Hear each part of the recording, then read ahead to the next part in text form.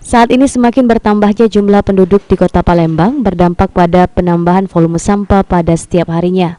Pelaksana tugas PLT KUP TPA Zaidan Jauhari menjelaskan dalam sehari berhasilkan data yang ditimbang capai 850 sampai 900 ton per hari yang diangkut menggunakan mobil Dignas dan pihak swasta. Dan peningkatan ini terus terjadi akibat penambahan jumlah penduduk.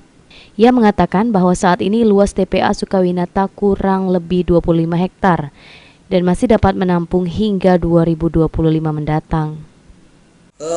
Tempat, kalau masalah luasan areal TPA Sukawinatan ini yang kurang lebih 25 hektar, itu luasan itu masih bisa menampung jumlah sampah yang masuk. Tetapi terkendala di sini kekurangnya alat berat yang beroperasi di TPA untuk penanggulangan pembuangan sampah yang ada di sini.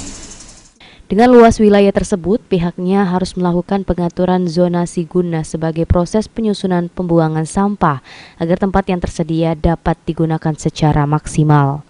Amanda Lydia, PAL TV.